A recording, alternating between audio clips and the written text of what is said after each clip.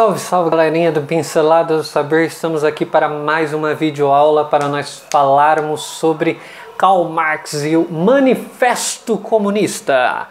Eu gostaria de dizer para vocês o seguinte: antes de qualquer coisa, você para esse vídeo, vá aqui embaixo e coloque assim, inscrever-se. Vai lá e clica naquele sininho que tem ali, para que todos os dias quando nós enviarmos um vídeo para o YouTube, apareça no seu YouTube dizendo: ó, Pinceladas do Saber enviou um vídeo há tantas horas atrás.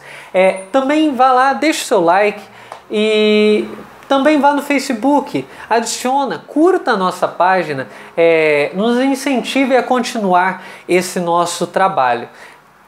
Os avisos acho que são esses, né? Então vamos lá. Eu já disse no vídeo anterior que eu tenho tido dificuldade, meu computador não tem tido condições de fazer as edições de vídeo, então não tem ficado um tanto, vamos dizer assim, dinâmico com os cortes que nós estamos acostumados a fazer. Mas de qualquer forma, para quem realmente quer conhecimento, para quem realmente quer pensar grandes autores, grandes temas, acho que o canal ainda cumpre o seu objetivo com edição ou sem edição. Vamos lá. Continuando então o texto de Karl Marx e Friedrich Engels, que ele escreveu aproximadamente aos 30 anos, que contam-se que ele, dentro do seu escritório, da sua biblioteca com Friedrich Engels, riam muito quando escreviam esse livro. E nós estamos tratando sobre o primeiro capítulo ainda, sobre os proletários e a burguesia. Então, o negócio é o seguinte, diz mais ou menos assim, ó, o texto, onde eu queria começar. A conservação inalterada do antigo modo de produção constituía, pelo contrário, a primeira condição de existência de todas as classes anteriores industriais. Essa revolução contínua da produção, esse abalo constante de todo o sistema social, essa agitação permanente, essa falta de segurança distinguem a época burguesa de todas as precedentes. Dissolvem-se todas as relações sociais antigas e cristalizadas com seu cortejo de concepções e de ideias secularmente veneradas. As relações que as substituem tornam-se antiquadas antes de se ossificar. Tudo o que era sólido e estável se esfuma. Tudo o que era sagrado é profanado. E os homens são obrigados, finalmente, a encarar com serenidade suas condições de existência e suas relações recíprocas. Primeira coisa, relações de produção e relações sociais são transformadas. Essa é a revolução que nós temos na passagem do feudalismo para o capitalismo. É a revolução da produção. O sistema feudal de produção é abalado constante. Ele é o abalo de todo o sistema social. A agitação permanente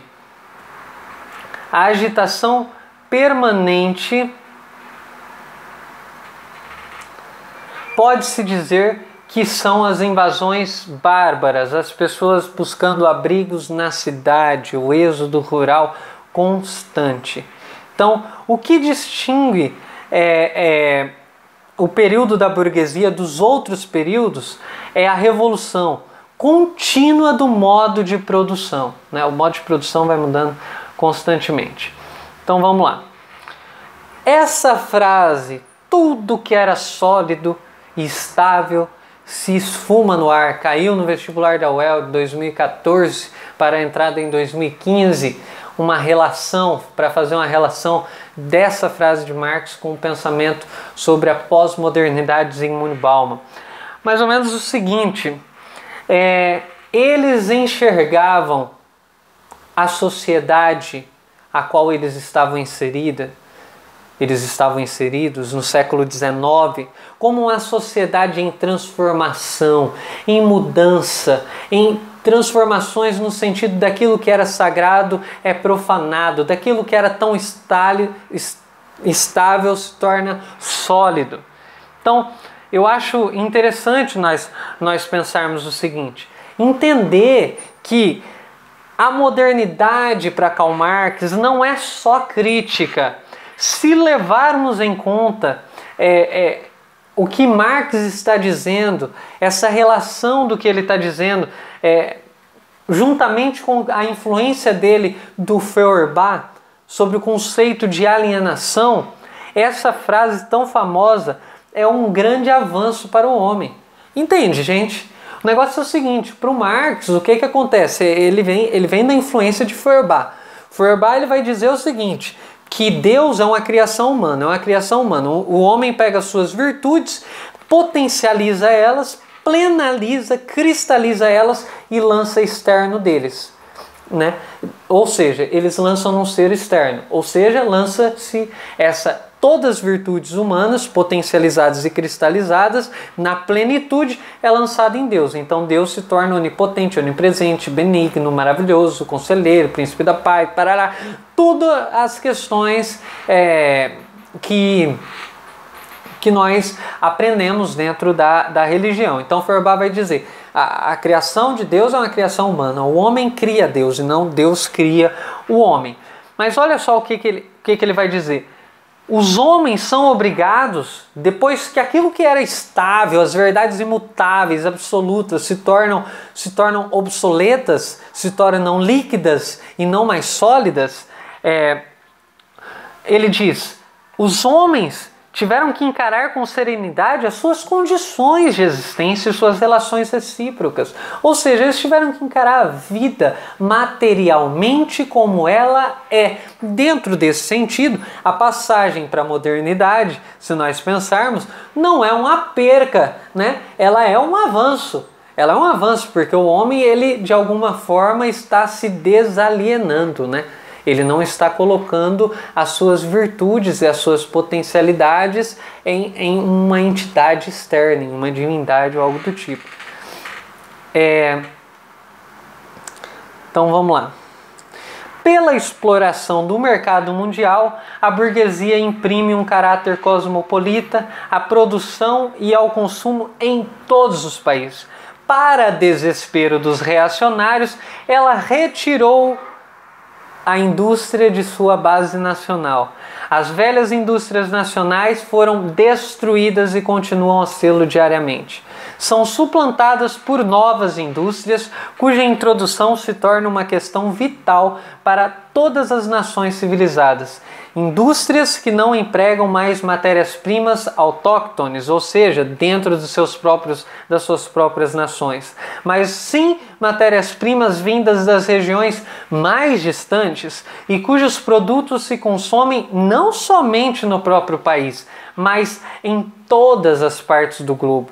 Em lugar das antigas necessidades satisfeitas pelos produtos nacionais, nascem então novas necessidades, que reclamam para sua satisfação os produtos das regiões mais longínquas e dos climas mais diversos. Em lugar do antigo isolamento de regiões e nações que se bastavam a si próprias, desenvolve-se um intercâmbio universal, uma universal interdependência das nações. E isso se refere tanto à produção material como à produção intelectual. Gente, o cara tá falando de globalização. Marx não conheceu a internet. Entende a importância do que esse cara está dizendo pra gente? Eu não sei se vocês conseguem perceber o significado disso que ele está dizendo pra gente. Gente, ele está dizendo de transnacionais, de multinacionais antes da Coca-Cola, antes da Nike, antes das grandes empresas. Ele está dizendo pra gente sobre multinacionais e transnacionais. Ele está dizendo pra gente sobre uma relação do mundo, onde o mundo fica mais interagido, fica mais próximo, que o Eric Hobsbawm vai dizer que o mundo nunca teve tão integrado, né, na era dos extremos, e o Zygmunt Bauman vai dizer para a gente também que hoje as relações elas estão interligadas, elas estão juntas, elas estão mescladas. Um acontecimento na África reflete do outro lado do globo. O que acontece é o seguinte: esse cara está dizendo no século XIX pra gente. Gente, ele está dizendo antes de telefone. Ele está falando pra gente antes da televisão. Ele está dizendo pra gente antes do rádio. Ele está dizendo pra gente todas essas coisas antes da internet. Ele está dizendo pra gente cada vez mais a indústria, o comércio, a produção perde o seu caráter nacional, regional, específico de uma determinada localidade para se transformar em um modo universal. As empresas vão buscar matérias-primas do outro lado, nos outros continentes. Olha só, ele está olhando para a América, gente. No outro continente elas vão buscar, elas vão produzir, mas não vai ficar mais localizado ali na necessidade daquela nação, daquela região, mas vai transpassar o mundo, vai rodar o mundo. Os produtos vão girar o mundo inteiro. Entende o que ele está dizendo? Gente, é significativa a importância desse cara para as ciências sociais, para a história e para o conhecimento ocidental, querendo ou não. Você pode não gostar, você pode refutar, você pode chorar, gritar, fazer o que quiser. Mas o fato é, Karl Marx é um clássico e é um pensador a ser olhado com atenção, com pensamento crítico. Não é para ser idolatrado, ele não acertou em tudo, ele não é o Deus, ele não é o... Entende? Mas é importante para o conhecimento. Então eu coloquei aqui, é interessante que nesse ponto de vista, se a burguesia, olha só que contradição, se a burguesia de início se encontrava juntamente com o Estado, que eu disse para vocês que ela era a pedra angular da formação dos Estados nacionais, e era a pedra angular na formação dos Estados nacionais, aqui a burguesia retira o Estado da indústria ou a indústria do Estado e se torna transnacional.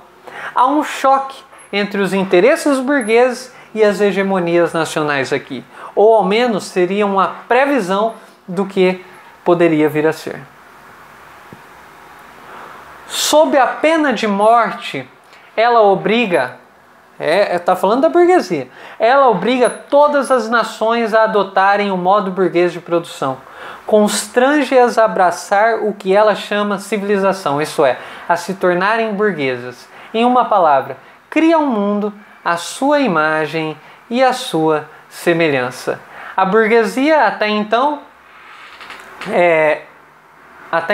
tem os meios de comunicação, ela tem os meios de produção, ela tem os centros urbanos com um êxodo rural galopante. Ou seja, qual é o resultado disso? O que ela fez?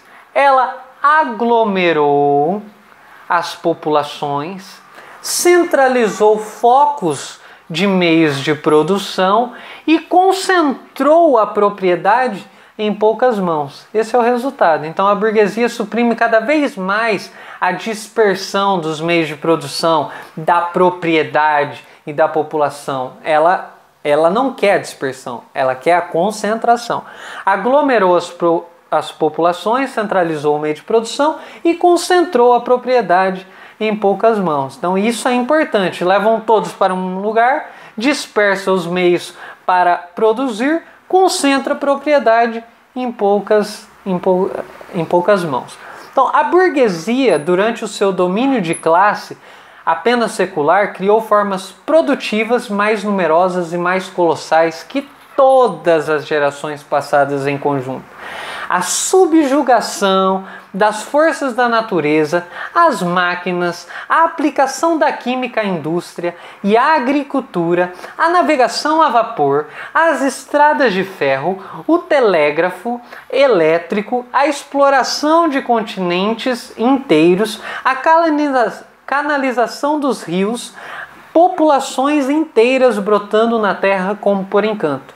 Que século anterior teria suspeitado que semelhantes forças produtivas estivessem adormecidas no seio do trabalho social? Gente, é o que ele está falando, a mudança, a diferença dessa classe ou desse momento histórico que ele está lendo, que ele está vendo, da topeira, né?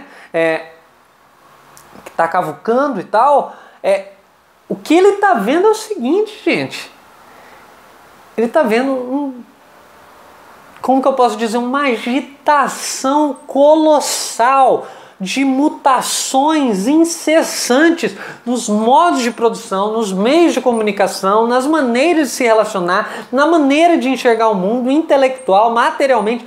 Tudo está em um processo meio de transformação. Então, em seu lugar, estabeleceu-se a livre concorrência com uma organização social e política correspondente com a supremacia econômica e política da classe burguesa. É interessante pensar que a burguesia passou séculos combatendo o Estado e sendo contra a política, contudo chega em um determinado momento, segundo o Manifesto Comunista, um momento histórico que ela se apropria inclusive da política e do Estado. Vide Brasil. Então, o sistema burguês tornou-se demasiado estreito para conter as riquezas criadas em seu seio. De que maneira consegue a burguesia vencer essas crises, então? De um lado, pela destruição violenta de grande quantidade de forças produtivas, de outro, pela conquista de novos mercados e pela exploração mais intensa dos antigos. As crises acontecem no capitalismo, mas para se manter hegemônicos, o que o capitalismo faz enquanto um sistema? Ele destrói forças produtivas, explora mercados novos e intensifica a exploração dos mercados antigos. Aí tem um trecho, que é a página 18 e a página 19, que eu postei, página 20, que eu postei lá na página do Pincelada do Saber. Vai lá, corre a timeline que você vai achar que é um texto onde ele fala sobre esse processo de exploração da burguesia em relação ao proletariado e que é muito importante vocês lerem. Então leia na íntegra o que tá lá. Então, continuando, né? O texto do Marx ele diz assim: ora, a indústria desenvolvendo-se não somente aumenta o número dos proletários, mas concentra-os em massa cada vez mais consideráveis, sua força cresce e eles adquirem maior consciência dela. Os interesses, as condições de existência dos proletários se igualam cada vez mais.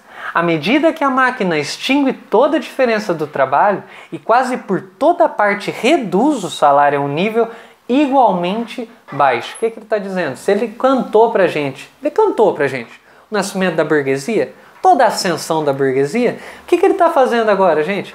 Ele está cantando para a gente o nascimento da classe proletária.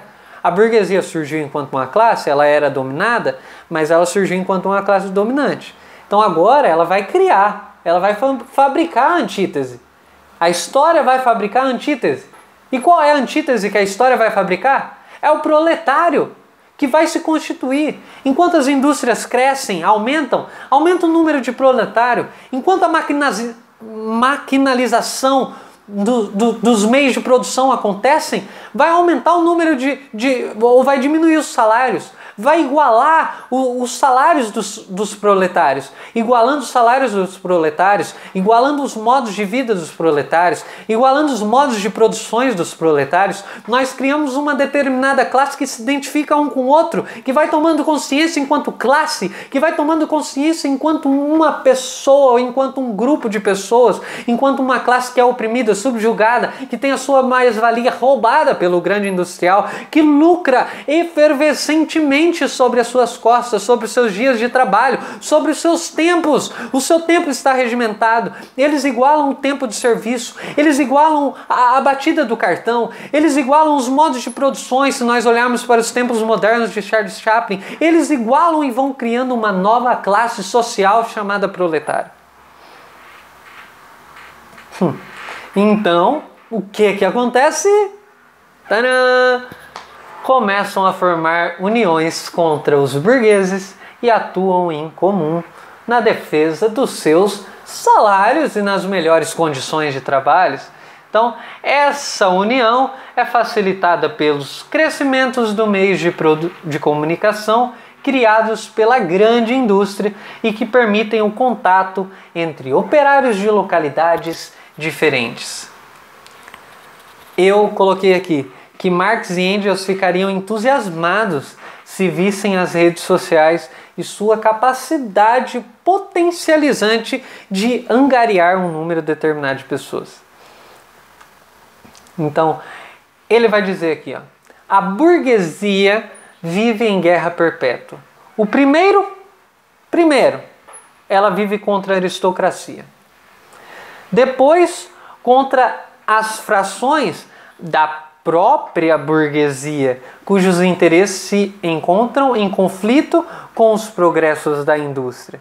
E sempre contra a burguesia dos países estrangeiros, ou seja, a burguesia está em constante guerra. Ela está em guerra contra a aristocracia, ela está em guerra contra determinados segmentos das burguesias dentro dela, dentro da nação, e está em guerra contra as burguesias que estão fora do país, estrangeira. Em todas essas lutas, vê-se forçada a apelar para quem?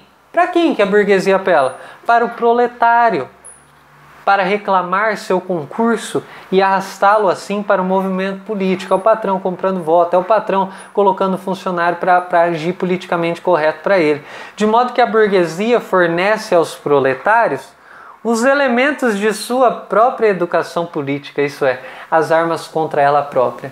Do mesmo jeito que a burguesia se utiliza do proletário, ela não percebe, mas ela é como se os seus proletários, sendo explorados, aceitando as repreensões, se extraviando pelos caminhos mais indecentes que a burguesia possa levá-lo, é como se o proletário ele estivesse ali aprendendo, plantando, porque uma hora essa flor vai nascer no asfalto. Do mesmo modo que outrora uma parte da nobreza passou-se para a burguesia, em nossos dias uma parte da burguesia passa-se para o proletariado, especialmente a parte de ideólogos burgueses que chegaram à compreensão teórica do movimento histórico em seu conjunto. Só faltou o Marx e o Engels dizer: nós aqui, nós somos agora proletários, yeah, né? Por trás de todo grande discurso filosófico há uma vontade de poder. Né? Alguns dizem que toda a história do Manifesto Comunista poderia ser resumida em um grande sentimento de ressentimento, né? São ressentidos, pessoas ressentidas que não deram certo no sistema. Críticas superficiais à parte, vamos lá. Não são, pois, revolucionárias, mas conservadoras, mas ainda reacionárias, pois pretendem fazer girar para trás a roda da história. Existe uma classe burguesa que é desse jeito mesmo. Então vamos lá. O trabalho industrial moderno, a sujeição do operário pelo capital, tanto na Inglaterra como na França, na América como na Alemanha, despoja o proletário de todo o caráter nacional. As leis, a moral, a religião são para ele meros preconceitos burgueses, atrás dos quais se ocultam outros interesses burgueses. Isso é interessante. Os autores dizem que os proletários já estão prontos e preparados para quando a roda da história rodar para frente, pois eles já vivem sem esse mundo tão bonito, tão belo da burguesia. no mundo ao qual vivem. Eles já vivem sem o mundo no qual eles vivem. Gente, reflita sobre essa frase. Os proletários já vivem sem o mundo no qual eles vivem. Os proletários já vivem sem o mundo no qual eles já vivem. Então, eles não têm propriedade, suas relações com a família são outras relações familiares que não são a das burguesias.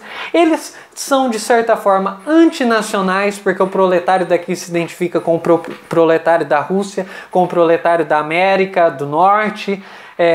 E as leis e a religião, para eles, são o quê? Produtos de uma burguesia, ou seja, eles já vivem uma outra vida, gente. Então, quando a roda rodar, eles já estão além dessa vida toda. Então, olha só o que ele vai dizer também. Temos aqui ao menos duas características do proletário nesse livro do Karl Marx. Ele não tem propriedade, sua relação até mesmo familiar é distinta do burguês, e por não ter nada para salvaguardar, sua missão deve ser destruir as garantias e a segurança da propriedade privada.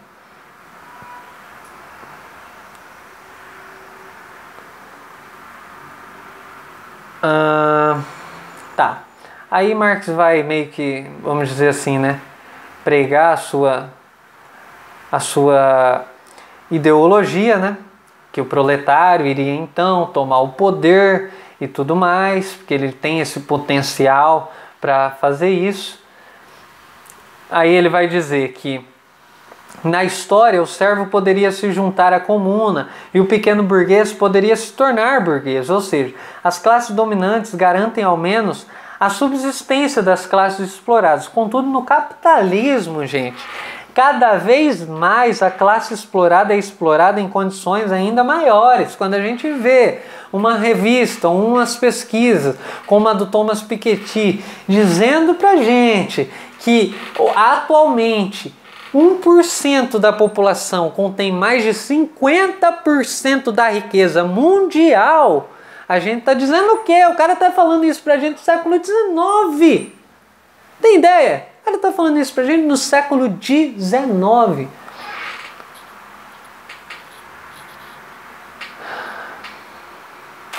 Aí ele vai dizer, né? Ele encerra o capítulo dizendo: a burguesia produz, sobretudo, seus próprios coveiros. Sua queda e a vitória do proletário são igualmente inevitáveis.